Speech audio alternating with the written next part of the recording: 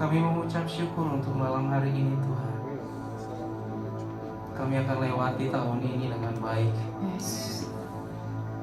Kami melewati hari-hari yang berat, persoalan yang besar. Tapi hari ini kami berdiri kuat karena Tuhan. Dan tahun depan dunia memprediksi, bahkan Indonesia serta Malaysia mengatakan tahun gelap, resesi, krisis. Kami percaya Tuhan menemani kami walau di tengah kegelapan. Kami percaya kami kuat sampai pada kesudahannya. Terima kasih buat malam ini Tuhan. Berfirmanlah Engkau bagi kami, menguatkan kami. Ajar hamba-Mu untuk menggunakan mimbar, memeluk bukan memukul, mengasihi bukan menghakimi. Sebab kami tahu kami sama-sama dibenarkan, dikuduskan oleh Tuhan. Terima kasih Tuhan Yesus yang siap mendengar firman Tuhan. Sama-sama katakan amin.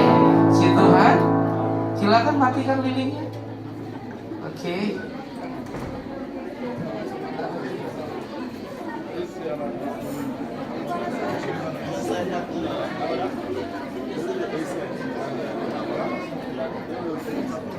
Terima kasih buat Pastor Masni dan tim. Boleh kita berikan tepuk tangan buat yang melayani si Tuhan. Oke. Anak saya juga penari tamborin. Anak saya juga worship leader.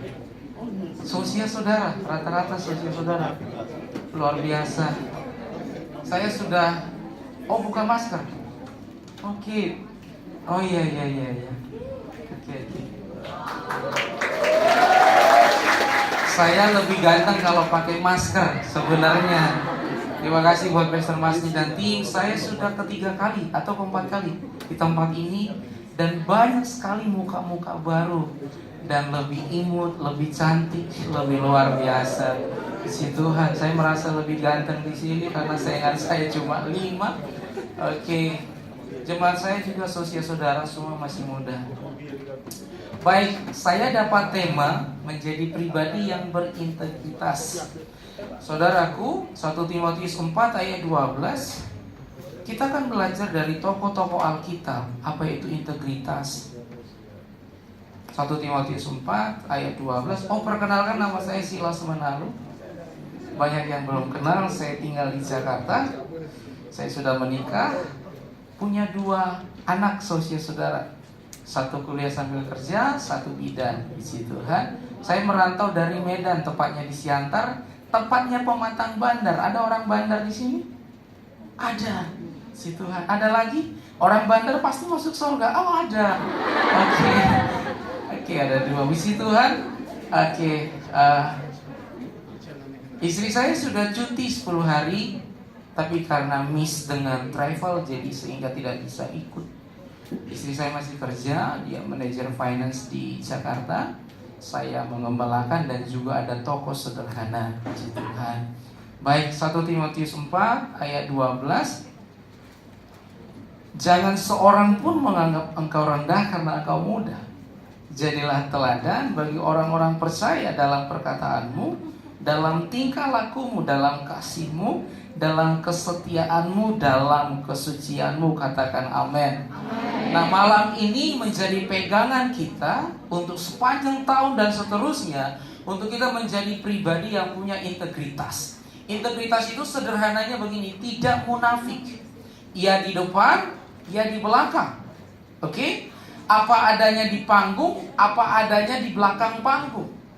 Integritas itu begini, sendirian di kamar dengan rame-rame sama kelakuannya.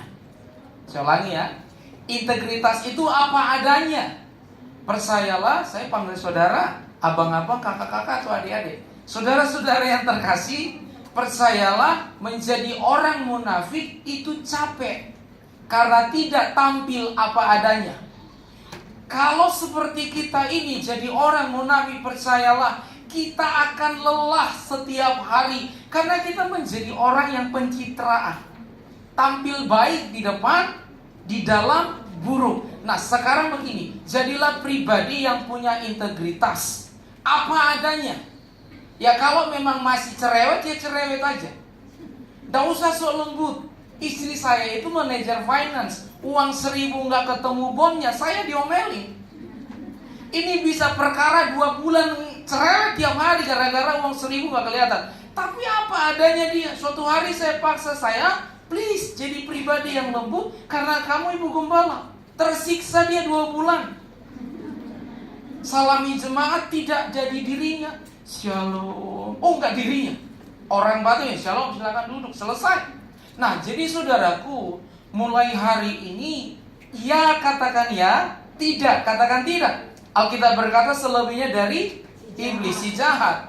Nah 1 Timotius 4 ayat 12, melalui perkataan saudara, melalui tingkah laku, melalui kesucian dan lain-lain. Saudaraku, anak-anak muda yang saya cintai, yang saya kasihi, please, kita diberikan Tuhan 2 telinga, 2 mata, 1 mulut. Artinya begini, sebelum berbicara, pikirkan 2 kali, ulang-ulang 2 kali, melihat 2 kali, dengar 2 kali, baru ngomong. Saya ulangi ya, kita diberikan Tuhan 2 mata untuk melihat 2 kali, 2 telinga untuk 2 kali mendengar, 1 mulut untuk berucap sekali. Jangan ngomong dulu baru mikir, atau baru melihat, atau baru mendengar. Nanti kita akan salah.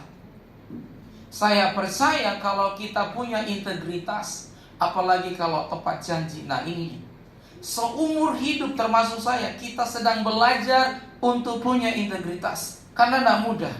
Waktu Pastor Masni share flyernya, share brosurnya, temanya integritas, saya bergumul. Karena sepanjang hidup kita dituntut untuk punya integritas. Nah jadi saudara yang terkasih, itu prolog tentang integritas. Nah mari belajar dari tokoh-tokoh Alkitab tentang integritas lebih luas. Daniel 3 kita buka sama-sama. Kita akan belajar tentang integritas yang dimiliki Sadrak, Mesak, dan Abednego dari kitab Daniel 3. Saya bacakan kepada saudara ayat 17 dan 18. Kita akan belajar dari mereka tentang integritas. Saya bacakan, jika Allah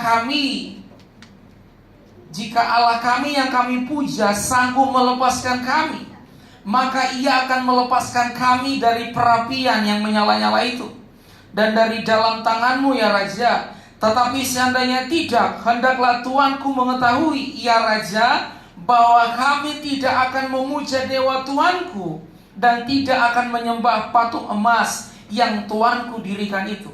Nah orang yang punya integritas, Sadrak, Mesak, Abednego, lihat, dia mempertahankan iman. Katakan mempertahankan iman.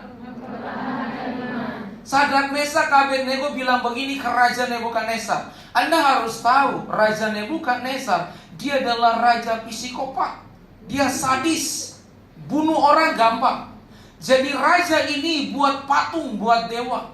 Semua orang akan menyembah dia. Yang menyembah patung ini hidup, yang tidak menyembah mati, dibakar di perapian.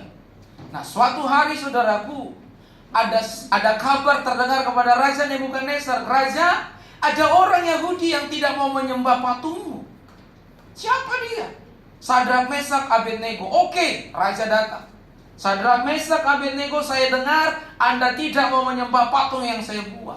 Terjadilah prolog yang kita baca, terjadilah ayat yang kita baca. Betul, kami tidak mau menyembah patung berhala.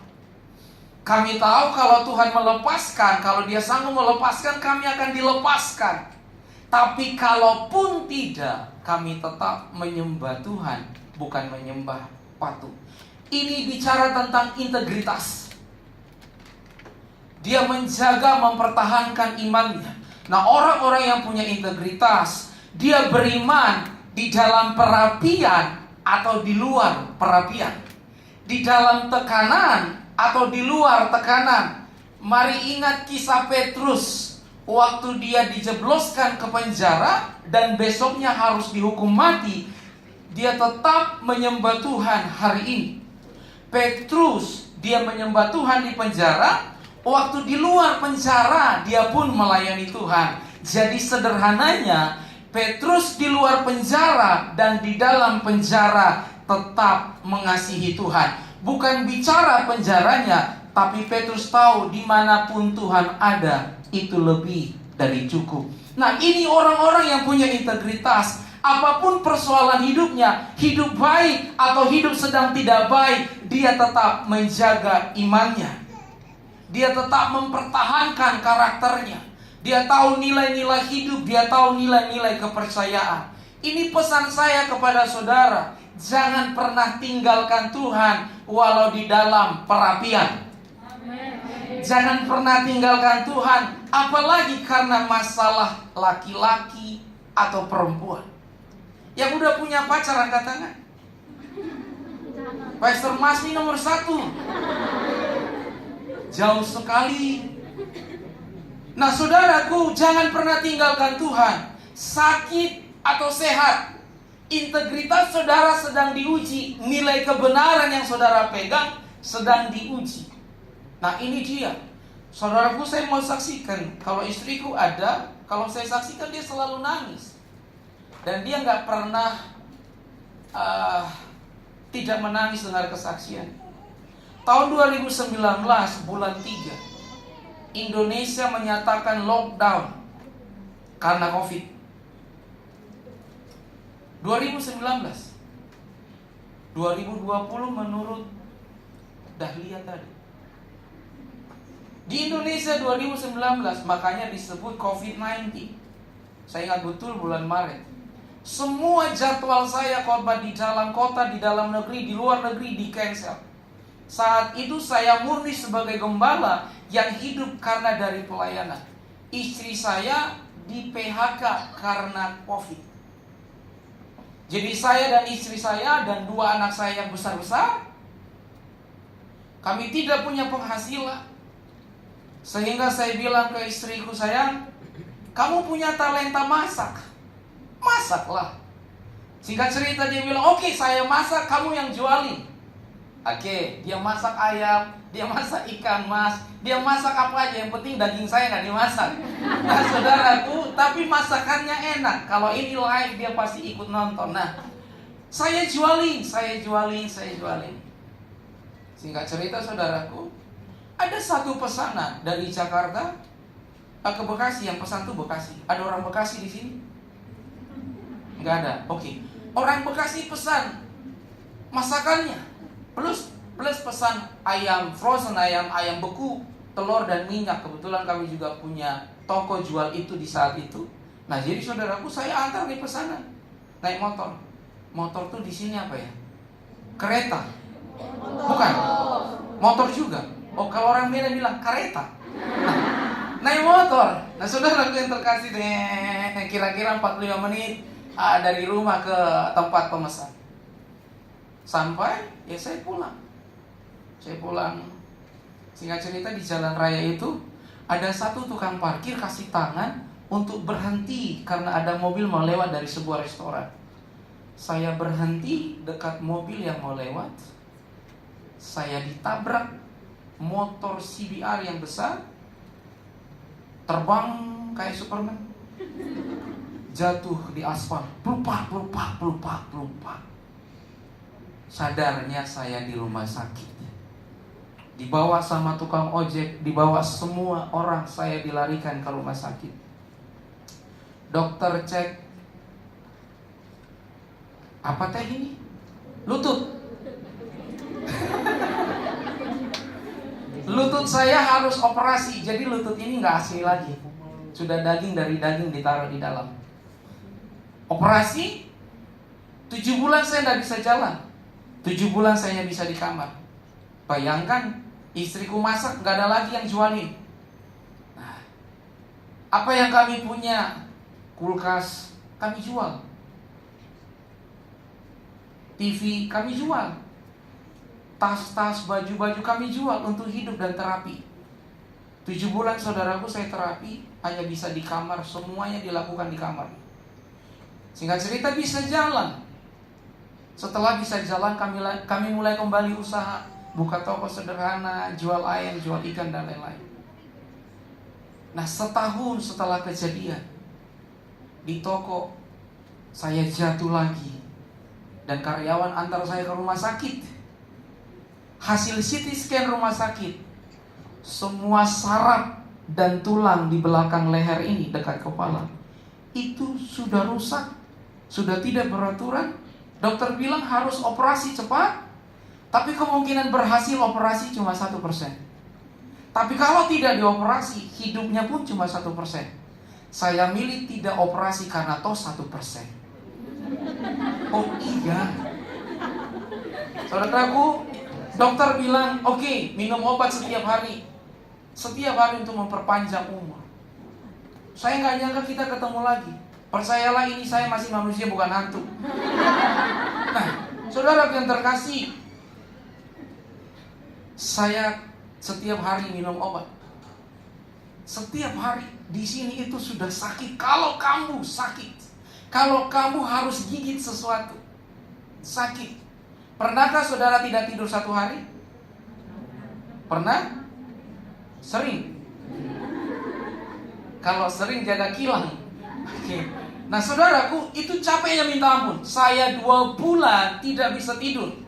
Saya minta, Tuhan, saya ingin tidur 1 menit saja, pejamkan mata 1 menit saja. Selama 2 bulan tidak bisa saya tidur, karena semua saraf sudah bermasalah. Tulang, cervical 4, 5, 6, 7, 8, 9 sudah bermasalah. Saya minum obat tidak ada guna, cuma memperpanjang umur 1 hari.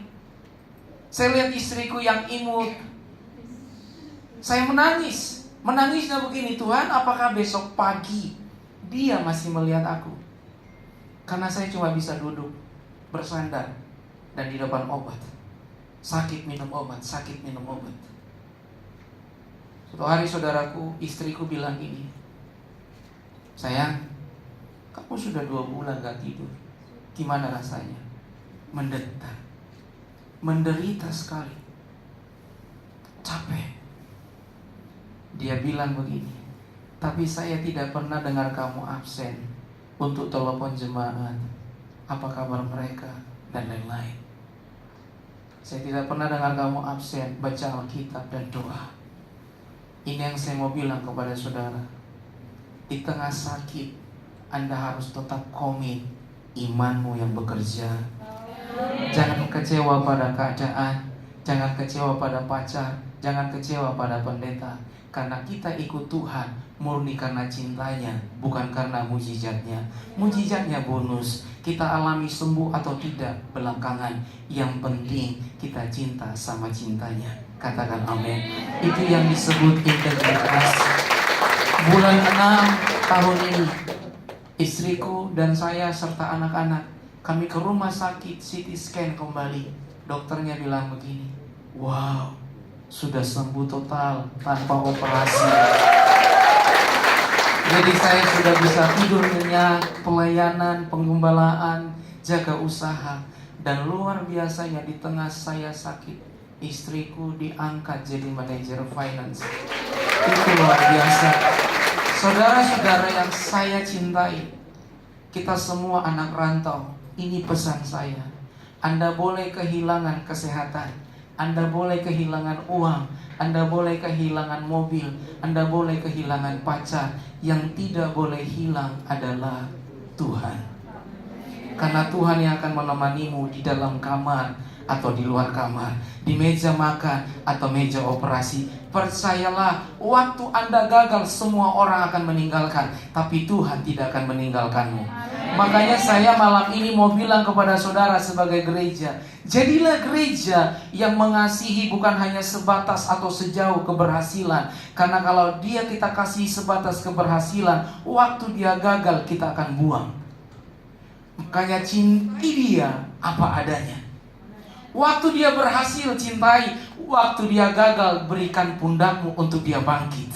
Jadi saudara yang terkasih, di tengah sakit penyakit tetap ikut Tuhan, tetap layani Tuhan. Di dalam penjara atau di luar penjara, di dalam perapian atau di luar perapian, tetap layani Tuhan, kasihi Tuhan, cintai Tuhan. Katakan amin.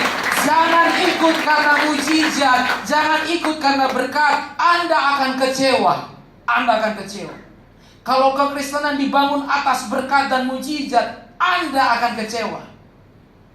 3 kali Paulus berseru dan berdoa, Tuhan, sembuhkan dagingku, duri dalam dagingku. Tuhan bilang gini, enggak, cukup kasih karunia kepadamu. Jadi intinya ikut Tuhan adalah ikut cintanya. Dia jawab doa atau tidak, enggak peduli. Yang penting kita tetap komit. Ini yang disebut integritas.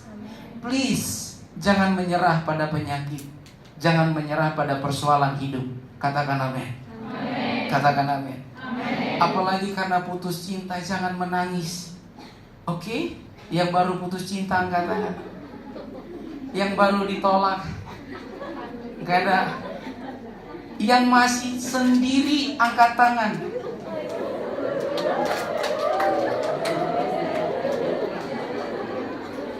Beban berat nih buat ibu gembala. Lah, ini pesan baik bagi saudara yang masih sendiri. Anda sendiri bukan karena tidak laku, karena tidak ada yang mau. Sama ya, sama. Oh maaf. Maksud saya begini, sendiri atau bersama pacar, tidak peduli, yang penting saya cinta Tuhan. Oke? Sepakat malam ini, tahun depan kalau putus cinta, no story, no IG, no Facebook. Oh iya, banyak di Jakarta putus cinta termasuk umur sudah 40 tahun bisa live di Facebook nangis.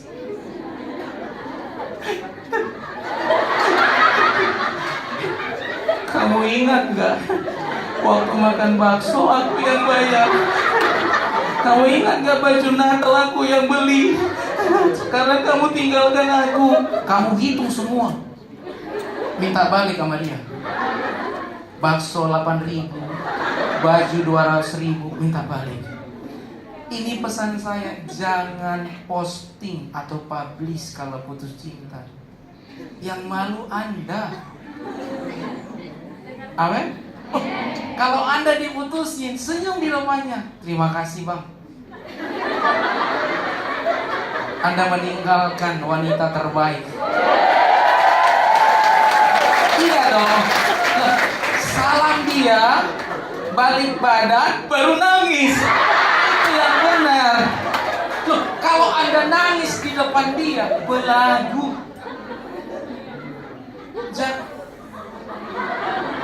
Ata nih nah, tinggal lu sobat. Nah, anak-anak muda yang saya kasih semua, please, pegang Tuhan. Pegang dia.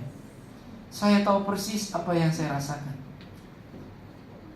Piagam hanya buat mereka yang menang.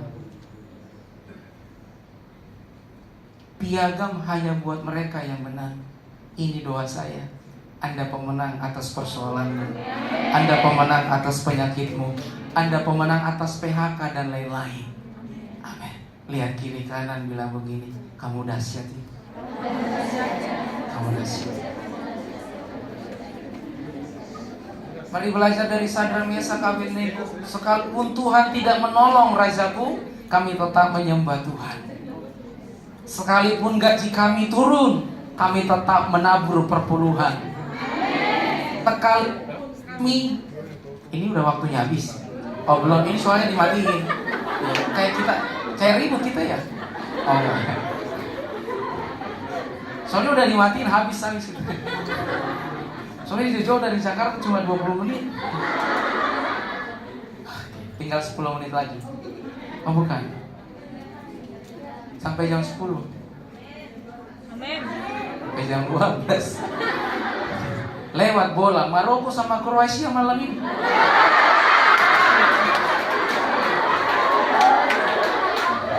Yang dukung Maroko ibu saudara pendoa, yang dukung Kroasia bapak saudara pendoa. Nah, kembali kepada firman.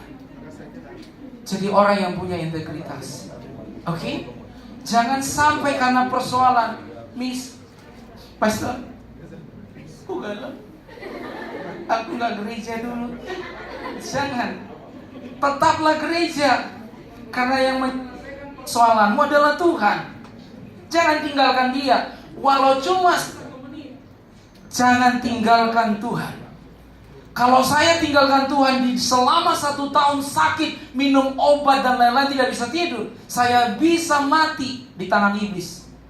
1 menit saja, karena tidak tidur 2 bulan. Saraf rusak, pikiran ngaur dan lain-lain. Saya hanya dikuatkan dengan pujian, penyembahan dan firman. Untuk itu semua boleh hilang, tapi Tuhan tidak boleh hilang. Semua boleh pergi, tapi iman tidak boleh pergi. Ada orang yang punya integritas. Punya masalah, tidak punya masalah, damai aja dulu. Ada uang atau tidak uang, nggak ada uang, bersyukur aja dulu. Please, jangan kecewa pada siapapun. Kenapa saya lahir begini ya Tuhan? Orang tuaku salah? Enggak. Orang tuamu enggak salah. Siapapun nggak ada yang salah. Bersyukur punya mereka. Kalau saudara masih punya orang tua lengkap, please bersyukur punya mereka. Kalau mereka sakit, pulang kalau bisa pulang. Kalau enggak, uangmu kirim lalu video call. Mumpung mereka masih hidup. Saya buat status 2 minggu lalu. Jangan sampai Anda jago memeluk Tuhan, tapi lupa memeluk orang tua. Amin. Mumpung mereka masih ada. Jangan pernah lupakan orang tuamu karena cinta laki-laki atau cinta perempuan. Orang tua number 1. Please, orang tua number 1. Anda yang rantau, bekerjalah untuk dirimu dan orang tuamu. Mumpung masih hidup. Amin. Saya pun anak rantau, kita cuma beda tempat.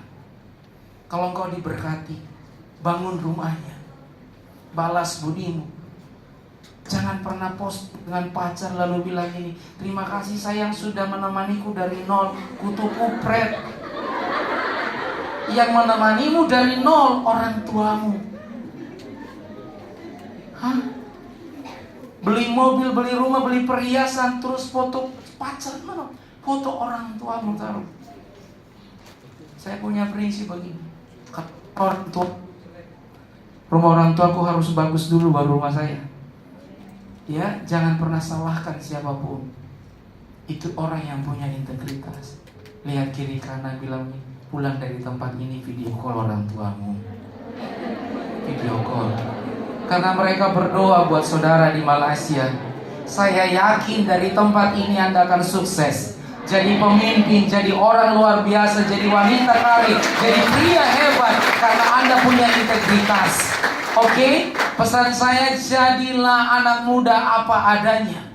1 Timotius 4 ayat 12, jaga kelakuan, jaga perkataan, jaga kesucian. Mohon maaf, agak sensitif, saya harus kasih tahu. Pria yang mencintaimu tidak minta kesucianmu sebelum dinikahkan. Amin. Kalau dia sudah minta, tanya Tuhan kembali. Amin. Ini Pastor Mas nih loh yang mati-matiin ini. Bukan saya. Nah saudaraku yang terkasih, please jangan marah sama saya. Kalau ada pacar yang minta kesucianmu, doakan kembali. Biarlah itu utus sampai pelaminan. Jaga perkataan, kata Alkitab. Dari mulut harus keluar kata-kata membangun. Semarah apapun. Saudara tanya istri saya. Saudara kenal gak istri saya? Ada yang kenal, ada yang enggak? IG-nya Sartika Marbun, tanya. Semarah-marahnya saya selama menikah, tidak pernah kasar dan kebun binatang dari mulut. Tidak pernah. Jaga mulut, kata Timotius 4 ayat 12. Jaga perkataan. Jadi kalau saudara marah sama pacar, sama orang tua, sama teman, ingat khotbah ini. Wah, shalom. Oh iya, kalau sudah mulai kasar, ingat khotbah ini. Ingat, kalau udah memulai, apalagi orang Batak, kalau marah kebun binatang semua keluar. Di sini tidak. Tidak ngaku. Oh amin. Ingat ya, dari mulut ini hanya boleh keluar pujian dan pengakuan dan membangun. Temanmu salah, perkatakan begini. 1, please, apa yang keluar akan jadi paku di hatinya. keadaannya kan bisa baik-baik saja, tapi perkataan yang kasar akan jadi luka di hatinya. Makanya Timotius ingatkan, Timotius umurnya masih muda. Dia dipakai Paulus umur 17 tahun, masih muda, masih imut-imut. Tapi lihat dia menulis ini, kelakuan perkataan kesucian harus dijaga. Katakan amin. Sekali lagi lihat kiri kanan, mulutmu membangun banget, manis banget.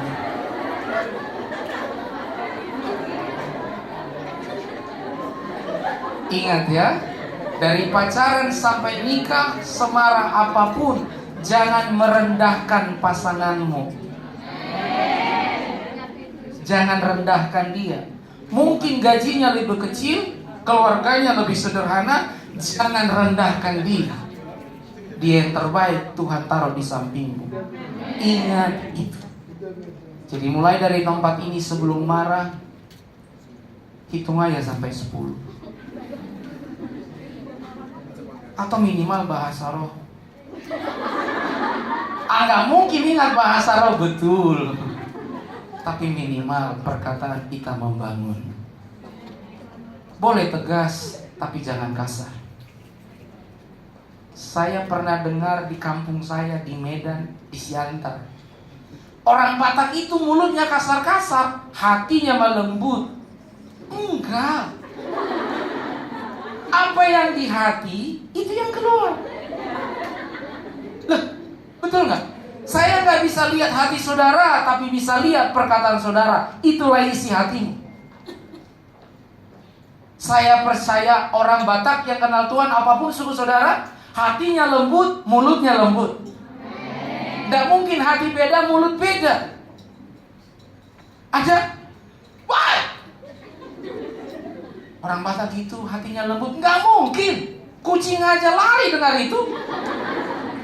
Jadi saudaraku, please jaga ini dalam hidup saudara. Dan saya jamin laki-laki suka wanita yang lembut. Amin.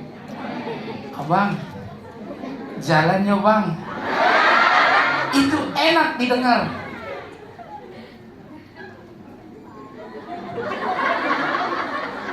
Loh, apalagi kalau rayu-rayuan.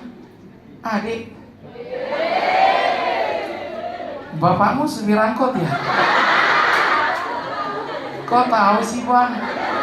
Tadi saya naik angkot bapakmu. Lembut enak. 1 Timotius 4 ayat 12, ayat yang penting untuk kita pegang sepanjang tahun.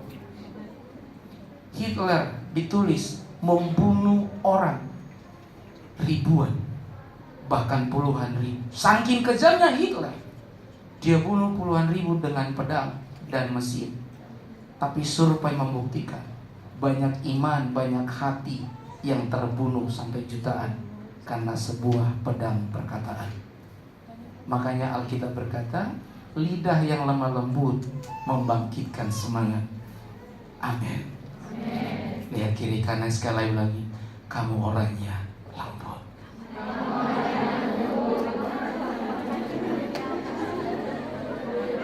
Jadi orang yang punya integritas, dia mempertahankan imannya. Katakan amin. Yang kedua, ayat terakhir saudaraku, dia menjaga kepercayaan. Kita belajar dari Kejadian pasal 39. Kejadian pasal 39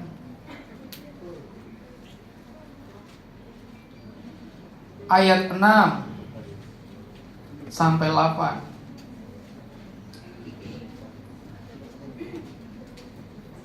Kejadian pasal 39 ayat 6 sampai dengan 8. Kita akan belajar tentang Yusuf. Ayat 2-nya bilang begini, tetapi Tuhan menyertai Yusuf sehingga ia menjadi seorang yang selalu berhasil dalam pekerjaannya. Katakan amin. Ayat 2 bilang bahwa Tuhan menyertai dia. Ingat ini, bukan apa yang Anda punya, tapi siapa yang Anda punya. Termasuk di Pineng, Anda akan sukses dan berhasil. Bukan karena apa, tapi karena siapa yang Anda punya, yaitu Tuhan. Ayat 6, 7, dan 8. Segala miliknya diserahkannya pada kekuasaan Yusuf. Dan dengan bantuan Yusuf ia tidak usah lagi mengatur apa-apapun selain dari makanannya sendiri. Adapun Yusuf itu manis sikapnya dan elok parasnya. Dengan kata lain, dia ganteng, cakep. Selang beberapa waktu istri tuannya, istri Potifar, memandang Yusuf dengan birahi. Lalu katanya, marilah tidur dengan aku. Tetapi Yusuf menolak dan berkata kepada istri tuannya itu, dengan bantuanku, tuanku, itu tidak lagi mengatur apa yang ada di rumah ini. Dan ia telah menyerahkan segala miliknya pada kekuasaanku. Orang yang punya integritas, yang pertama dia mempertahankan iman, yang kedua dia menjaga kepercayaan. Potifar, dia seorang tuan, dia seorang pengawal kerajaan di Mesir, di bawah pemerintahan Firaun. Dia orang kaya, dia orang terkenal. Potifar memberikan kekuasaan kepada Yusuf. Cup, kamu atur ini semua. Kamu atur, kamu perintah semua dan lain-lain. Karena saking gantengnya, yang pasti Yusuf tidak mirip saya. Karena saking gantengnya Yusuf ditaksir sama istri Potifar. Dia nafsu banget, mungkin karena imut. Loh iya, kalau orang lihat saya nggak mungkin nafsu, dilempar. Nah ini Yusuf, imutnya minta ampun, elok, manis, ganteng dan lain-lain kata Alkitab. Sehingga istri Potifar lihat, Potifar itu dia kaya, dia pengawal. Jadi dia kepala pengawal, jadi istrinya pasti pilihan, pasti cakep. Tapi Yusuf menolak. Nggak mau saya sama istri Potifar. Nggak mau, kenapa? Ini dia, orang yang punya integritas. Waktu sendirian atau di tempat rame, sama sifatnya. Yusuf dan istri Potifar, mereka berdua doang di kamar. Bahkan baju Yusuf ditarik. Kalau film India mungkin ada lagunya begini, Hanto Sawiro Culalo, sambil ditarik bajunya kan. Tapi Yusuf menolak, tidak mau. Ini dia, orang yang punya integritas, menjaga kepercayaan. Anda dan saya harus bisa dipercaya orang, katakan amin. Kalau sudah janji, tepati. Walau harus rugi, tepati. Itu integritas. Nah, Yusuf menjaga kepercayaan tuannya. Yusuf tidak mengorbankan karakter, kekudusannya demi istri Potifar. Dia tetap pertahankan itu. Dia tolak karena Tuhan menyertainya. Jadi saudara yang terkasih, saya sambung kesaksian saya. Waktu saya sakit dan buka usaha, kebetulan saya main grosir telur, minyak dan lain-lain. Saudara tahu, setahun menghasilkan luar biasa. Tapi masuk tahun kedua itu usaha bangkrut. Dari 1 toko jadi 7 waktu berhasil. Tapi waktu bangkrut dari 7 jadi tinggal 1. Waktu bangkrut saya terutang 1,5 M. 1,5 M itu gede lah. Gede. Banyak. Bangkrut saudaraku. Pembayaran macet, ditipu karyawan, 6 karyawan, 4 bawa kabur uang, semua dan lain-lain. Terutang di mana-mana. Saya terutang ke bank, terutang ke orang, terutang. Oh malu, aib. Tapi yang dasarnya gini, istriku bilang gini, jual apa yang bisa dijual. Kami jual apa yang bisa kami jual. Rumah, mobil, motor, mobil pickup, apa aja. Apa aja kami jual untuk nutupi semua ini. Masih tersisa saudaraku. Kami tetap komit membayar. Puji Tuhan, pelanggan yang dulu tidak bayar, bayar kembali. Dan sekarang saudaraku, utang kami yang 1,5 M 0. Rumah kembali bisa dibeli, mobil kembali bisa dibeli, dan lain-lain. Please, jaga kepercayaan orang agar saudara diberkati. Jangan takut kehilangan apapun untuk tepati janji. Jual yang bisa dijual walau rugi. Amin. Jadi mari belajar dari Yusuf, jaga kepercayaan. Kalau engkau dipercaya melayani Tuhan, jaga kepercayaan. Mari Bapak Ibu, saya berteman akrab dengan Bapak, dengan Ibu juga. Oke. Pak Cengkong, betul ya? Salam hormat. Puji Tuhan. Jaga kepercayaan orang. Anda melayani di sini bicara tentang kepercayaan, katakan amin. Dibayar nggak dibayar, Anda mendapatkan kepercayaan dari gembala. Saya yakin Anda dipilih bukan dengan cara undian. Anda dipilih karena Anda orang yang tepat, di tempat yang tepat, untuk tujuan yang tepat. Apapun keadaanmu, seburuk apapun keadaanmu, saya percaya Anda dipilih bukan dengan game atau undian. Memang Anda orang yang tepat untuk melayani di sini. Amin. Walau hanya jadi penari, oh saya suka penari. Laki-laki yang saya kasih, carilah calon istri yang suka menari. Karena keadaan sedih pun dia akan menari. Bang, kuat bang, bahagia terus bang. Dan saya percaya kalau Anda menikah dengan orang yang melayani, ini prinsipnya Tuhan yang tidak terlihat aja dilayani, apalagi mertuamu yang terlihat. Gak ada tepuk tangan, terserah. Jadi ini ajakan bagi saudara yang belum melayani, layanilah Tuhan.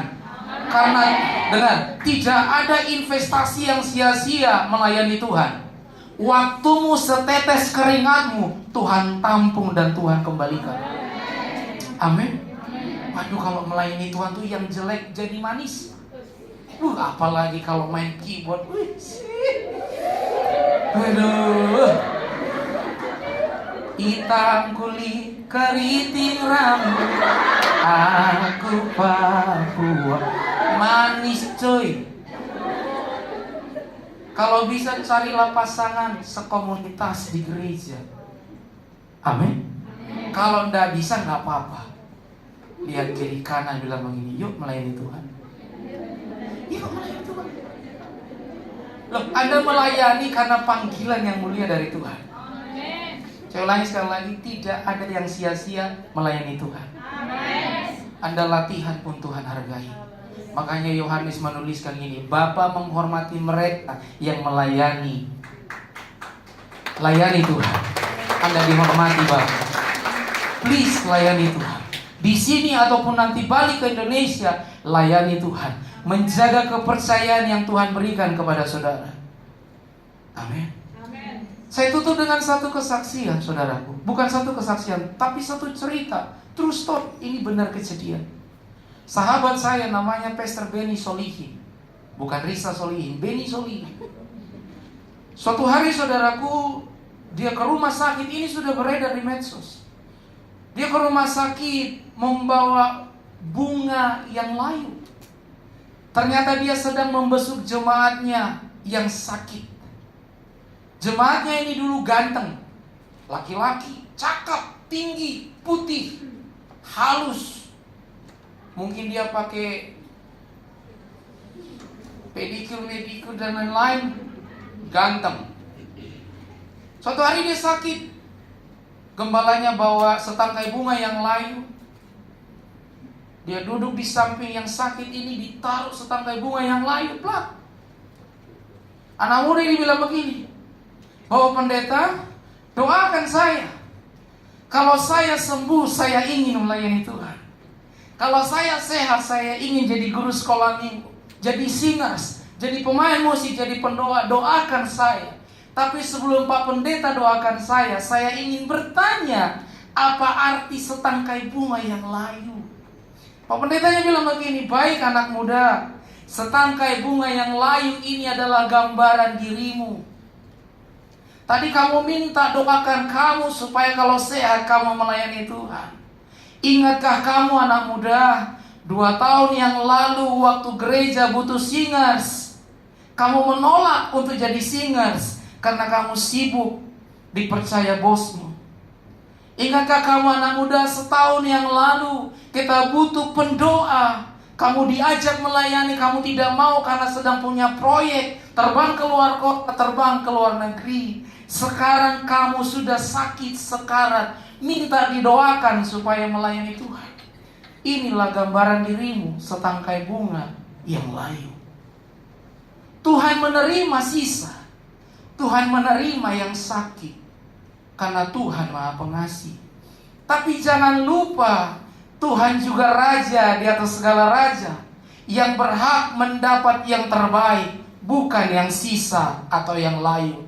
Tuhan bukan pengemis di pinggir jalan yang kita kasih receh. Dia raja di atas segala raja. Mumpung sehat, layani Tuhan. Mumpung diberkati, layani Tuhan. Mumpung dipercaya bos, layani Tuhan. Mumpung sibuk, layani Tuhan. Please berikan yang terbaik bagi Tuhan. Bunga yang indah, bukan bunga yang layu. Mumpung masih kuat, layani Tuhan. Jangan salah sangka khotbahku. Yang sisa pun Tuhan terima, yang sakit pun Tuhan terima. Tapi ubah paradigma saudara. Tuhan berhak menerima yang terbaik. Mumpung masih ganteng, layani Tuhan. Mumpung masih banyak uang, layani Tuhan. Jangan tunggu sekarat. Saya tidak setuju dengan doktrin atau stigma satu suku. Kalau anaknya ganteng, dia jadi polisi. Kalau anaknya cantik, kuliah kedokteran. Tapi kalau anaknya kesurupan 15 kali, disuruh sekolah Alkitab. Saya tidak setuju. Mungkin saudara tahu suku itu. Saya tahu karena teman saya. Teman saya, saudaraku, 14 kali, 15 kali kesurupan, bisa setiap hari kesurupan. Ini anak disuruh sekolah pendeta. Kakaknya, adiknya sekolah kedokteran dan polisi. Tidak ada yang salah. Tapi ubah doktrin ini, ubah stigma ini, bahwa yang ganteng atau yang kesurupan pun harus sama-sama diserahkan ke Tuhan. Mau dia polisi pun harus tetap untuk Tuhan. Mau dia dokter pun harus tetap untuk Tuhan. Ubah konsepnya. Jangan karena kesurupan, karena narkoba, karena preman baru sekolah pendeta. Segitu hinanya wajah kami pendeta ini. No. Ya, Tuhan layak dapat yang terbaik. Tuhan layak dapat setangkai bunga yang indah, bukan yang lain. Saudaralah semua yang indah itu.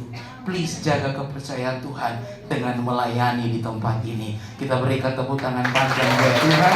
Mari sama-sama bangkit berdiri, saudaraku.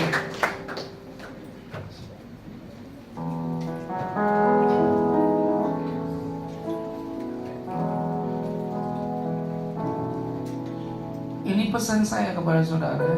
Boleh worship leader dan lain-lain bantu saya.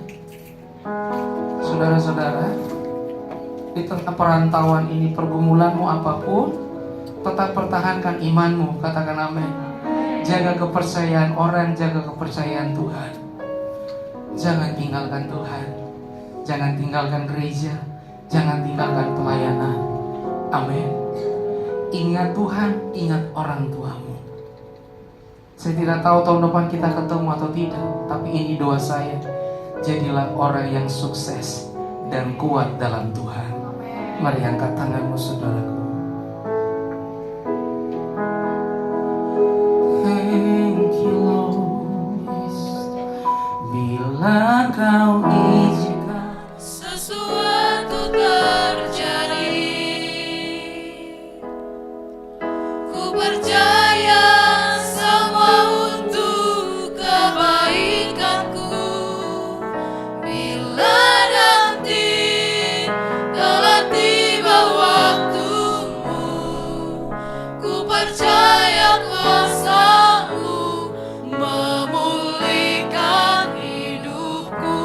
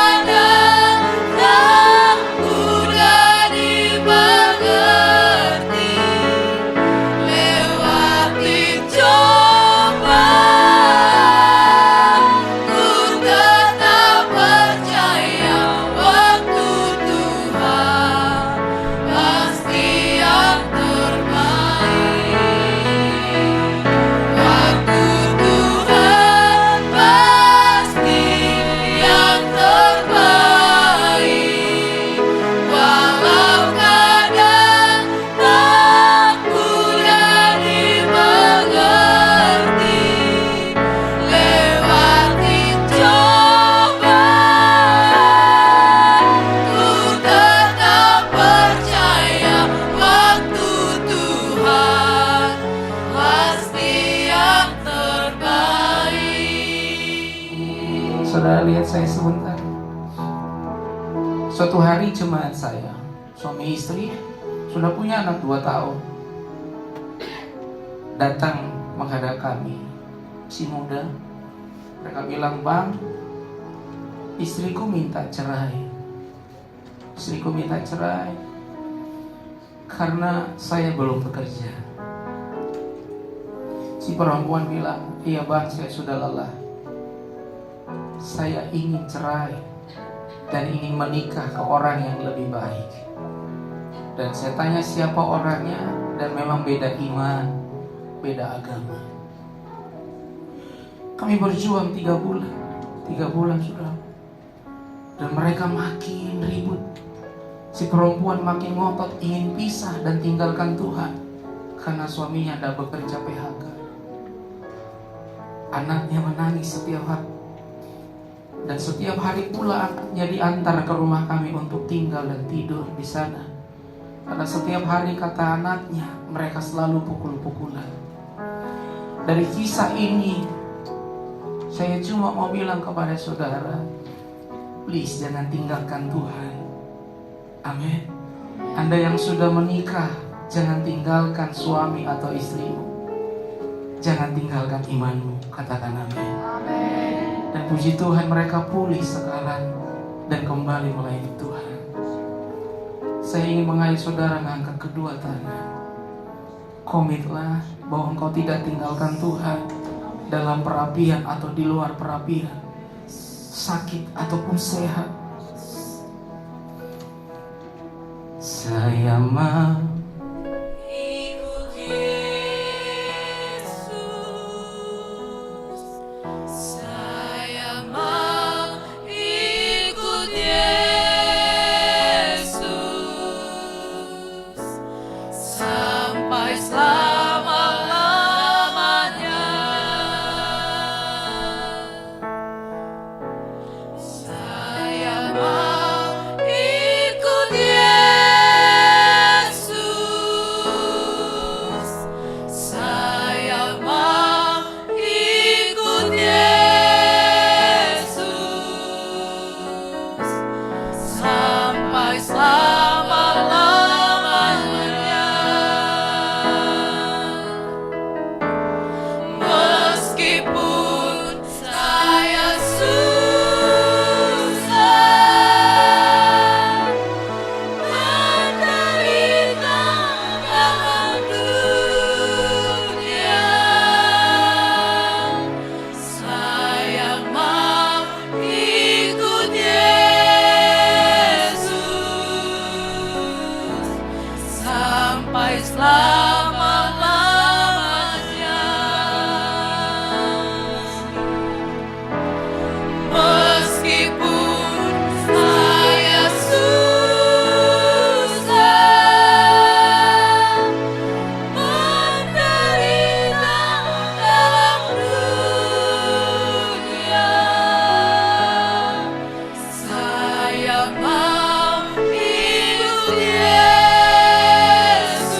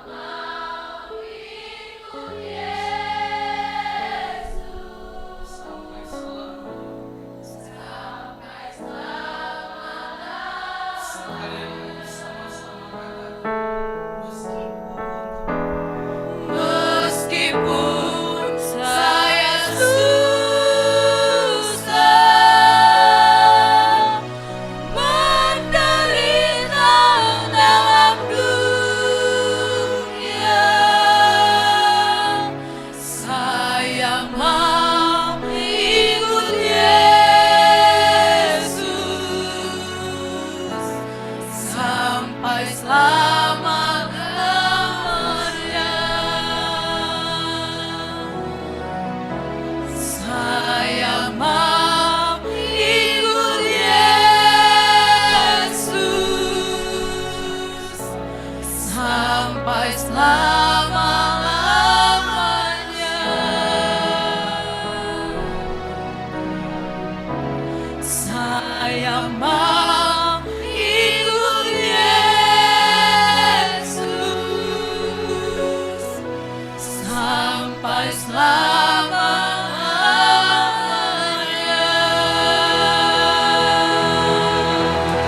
Haleluya.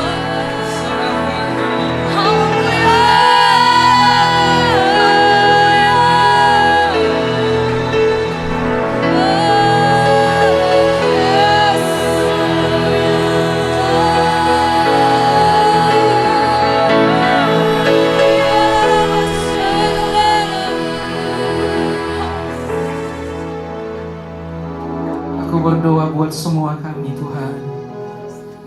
Kami ingin punya integritas, mempertahankan iman kami di dalam segala keadaan, menjaga kepercayaan orang dan menjaga kepercayaan Tuhan apapun harganya.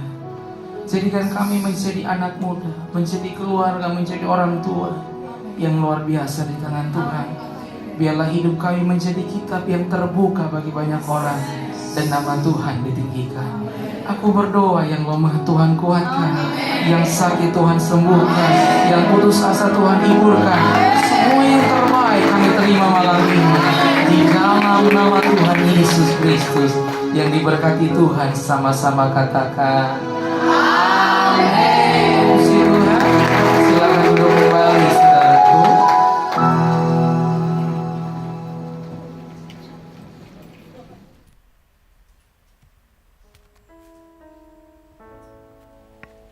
Saya percaya saudara diberkati Tuhan, amin. Amin. Siapa yang diberkati Tuhan? Besok hambanya masih tetap bersama dengan kita. Amin. Yang hadir besok hari. Yang masih mau diberkati Tuhan besok hari. Iya, Bapak Silas masih ada bersama kita besok hari, bahkan hari Senin, untuk memberkati gereja Tuhan di tempat ini. Karena itu saudara yang diberkati, mari kita kembali berkati lewat doa-doa kita buat Pak Silas. Saudara diberkati dengan kesaksiannya. Amin. Masih banyak lagi yang akan dibagikan kepada kita. Hari Minggu besok ibadah kita hanya ada satu kali, jam 10 pagi. Pastikan saudara dapat kursi besok hari. Amin. Amin. Bilang kiri kanan, besok aku masih ada di sini. Malam hari ini kalau besok saudara masuk malam ini sudah cukup tidur kok. Betul? Bilang kiri kanannya, besok kita ada di sini. Amin. Karena itu saya menjemput saudara besok di ibadah raya kita pukul 10 pagi. Hanya ada satu kali saja, ibadah malam tidak ada. Ya, katanya Pak Silas akan keliling. Barangkali juga akan ke rumah Pak T. Iya.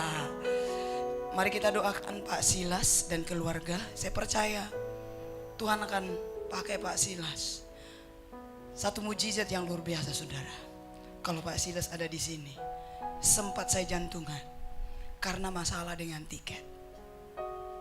Istri sudah ambil cuti sampai belasan hari, 12 hari ya, tapi nggak jadi ke sini. Suatu hari Pak Silas dengan istri akan datang lagi, amin. Diberkati. Amin. Mari kita doakan Pak Silas dan istri. Kita doakan juga pelayanannya. Semua diberkati oleh Tuhan. Kalau Pak Silas bilang, saya tidak tahu tahun depan masih ada. Masih akan datang lagi dong. Amin. Kita undang lagi ya. Amin. Kita bagi berdiri, kita doakan Pak Silas. Kita akan doakan pelayanannya sepanjang bersama dengan kita di sini.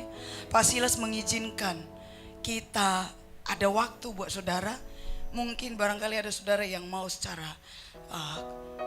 face to face juga bicara. Ya kita mau adakan waktu itu hari Senin pagi pukul 8. Jika saudara ingin, hari ini siapa yang ditantang untuk melayani? Yang mau melayani tahun depan?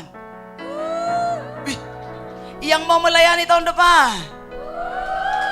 Suaranya aja, tangannya nggak ada. Yang mau melayani tahun depan? Bilang sama dia, melayani aku tahun depan, tamborin di situ. Kayaknya cantik kali tamborinnya gitu ya. Mari kita doakan Pak Silas. Kita berkati pelayanannya, kita doakan juga perjalanannya. Ya. Bukan kebetulan di sini. Mari angkat tamu, kita berdoa buat Pak Silas, pelayanannya, dan semakin dipromosikan Tuhan untuk kemuliaan nama Tuhan. Mari angkat suaramu, kita berdoa. Tuhan Yesus yang luar biasa. Kami boleh melihat malam hari ini bahwa tidak ada yang menghalangi pekerjaan Tuhan. Engkau yang mengutus hambamu bersama kami malam hari ini menyampaikan pesan yang luar biasa. Kami berdoa buat hambamu, berkati pelayanannya, istri, anak-anak, dan juga semua tim yang ada di Jakarta. Tuhan akan bawa hambamu menjadi berkat bagi banyak orang.